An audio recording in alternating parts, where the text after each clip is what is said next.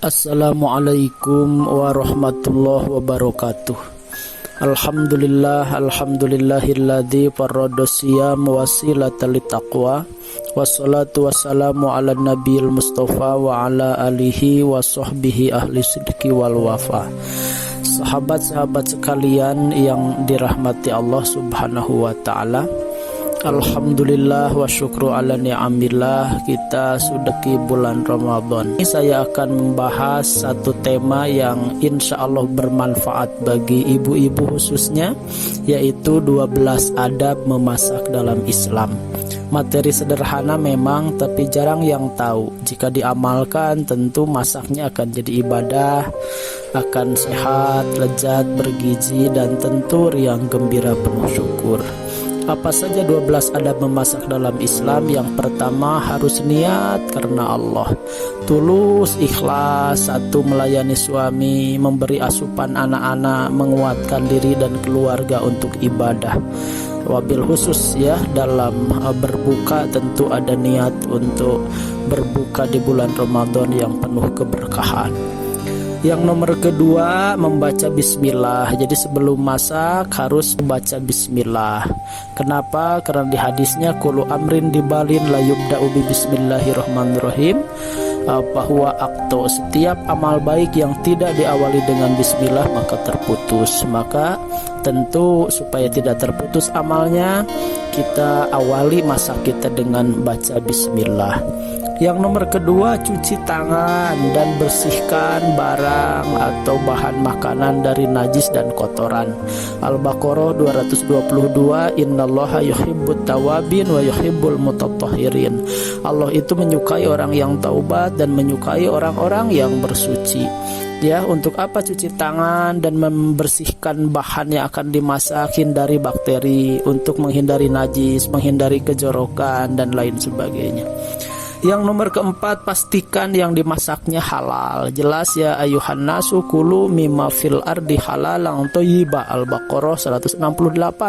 Wahai manusia, makanlah dari apa-apa di muka bumi ini yang halal dan bergizi, gitu ya. Halal zatnya, jangan sampai nauzubillah ada babi, ada anjing, bangkai, sesajen sembelihan, darah yang bertaring, gitu ya, atau kotoran. Proses campurannya juga harus penyembelihannya bagus, gitu ya, tahu dipastikan itu halal, gitu. Insya Allah itu akan barokah. Dan cara memperolehnya juga ya hati-hati, jangan sampai ya terbuat atau diambil dari hal-hal yang haram. Selanjutnya yang nomor kelima, pastikan makanannya thayyib, bergizi. Karena memang di Al-Qur'annya itu tadi Al-Baqarah 172, ya memang ya ayyuhalladzina amanu kullu min thayyibat ma razaqnakum. Hai orang-orang beriman, makanlah dari makanan-makanan yang bergizi dari apa yang telah aku berikan kepada kalian. Ya, jadi sayuran, buah-buahan, biji-bijian, ikan, telur, daging, susu dan lain-lain ya. Yaitu yang bergizi. Yang keenam, pastikan masakannya matang supaya tidak memadorotkan. La dororo wala diror, tidak boleh membiarkan diri dimadorotkan, tidak boleh memadorotkan orang lain juga. Ya, jadi dipastikan masakannya harus matang. Kenapa? Ya daging itu kan kadangkala daging ayam tuh banyak bakteri. Kalau tidak matang bisa jadi uzubillah jadi penyakit. Singkong gitu ya, ada sianidanya, maka harus benar-benar matang. Telur itu, di telur itu katanya ada bakteri ya, ada salmonella namanya. Itu juga harus matang. Kacang dan biji-bijian gitu, itu kadang-kala ada racun lektinnya. Jadi harus matang. Yang ketujuh, perbanyak air kuah supaya cukup dan bisa berbagi. Jadi ya di hadisnya kan ada ya abadzar idza tabahta maraqatan fakfir ma'aha wa ta'ahad jironaka. Wahai Abu Dzar, ketika kamu masak sayur maka perbanyak airnya dan perhatikan tetangga kamu, gitu ya. Fadilahnya kenapa harus perbanyak air kuah nih kalau masak sayur ya? Karena kirim tetangga kan, ya, saling memberi hadiah, saling menitipkan diri, dan tentu akan berbuah kedamaian karena antar tetangga, antar saudara saling kirim. Itu maksudnya kenapa harus diperbanyak kuah.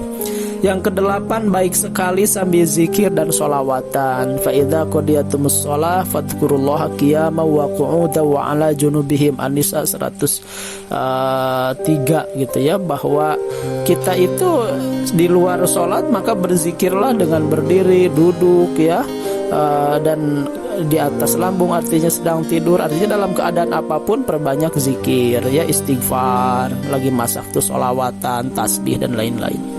Kesembilan, tidak masak dekat waktu sholat gitu ya. Kenapa ya? Masak 5:30 kan sebentar lagi mau azan gitu ya. Jadi tidak masak dekat waktu sholat. Kenapa? Karena memang di hadisnya kalau sudah terhidang makanan kan harus makan dulu gitu. Maka kalau setiap masak mendekati waktu sholat, atau bapak-bapak jadi tidak berjamaah gitu. Maka tidak masak dekat waktu sholat gitu ya. Kalau untuk berbuka mah ya memang mendekati maghrib, dari santapnya nyoba maghrib.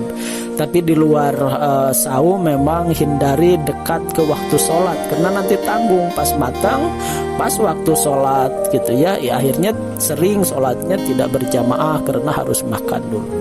Ke-10, tidak meniup makanan untuk mendinginkan gitu ya. Jadi biarkan saja supaya dingin dengan sendirinya. Kenapa? Karena Rasul memang melarang. Anna Nabi SAW naha ayatanafas fil ina au yunfakh fih.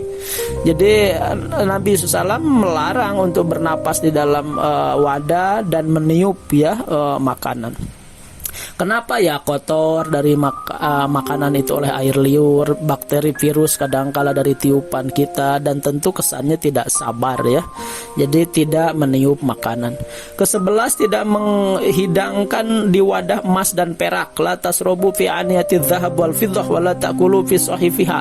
Tidak boleh gitu ya menghidangkan sesuatu di wadah emas dan perak di dalam Islam ya. Wa la ta'kulu fi sahifiha, tidak boleh makan di loyangnya, di piringnya gitu. Yang ke-12, sesudah masak mengucapkan alhamdulillah dan tidak boleh mencaci makanan. Abdul dzikri wa abdul du'a alhamdulillah gitu ya. Dan di hadisnya ma'aba Nabi sallam ta'aman qat. Nabi itu dari dahulu tidak pernah mencaci makanan. Ketika beliau berselera, beliau makan. Wa in karihahu tarokahu, jika tidak berselera beliau tidak makan, tapi tidak menjelekan makanan. Jadi separah apapun hasil masakan kita, hindari untuk mencaci makanan, mencela makanan. Alah, ini makanan keasinan, alah makanan nggak bener, ini blak-blak, itu nggak boleh ya. Bagaimanapun itu rezeki dari Allah. Kalau berselera makan, kalau tidak berselera tinggalkan. Jangan sampai mencaci maki makanan. Itulah 12 adab memasak dalam Islam. Mudah-mudahan bermanfaat. Terima kasih kita berdoa kepada Allah, mudah-mudahan saum ini diterima oleh Allah Subhanahu wa ta'ala, dan masak ibu-ibu jadi amal ibadah, juga bapak-bapaknya dengan keridhaan, dengan mengapresiasi gitu ya, memuji, itu juga ibadah tersendiri. Mudah-mudahan jadi keberkahan bagi semuanya. Ya Allah, ya Rahman, ya Rahim, terima ibadah kami dan beri kami umur dan kekuatan untuk menyelesaikan saum di bulan Ramadan sampai kembali kami kepada kefitrahan nanti. Akhirul kalam, assalamualaikum warahmatullahi wabarakatuh.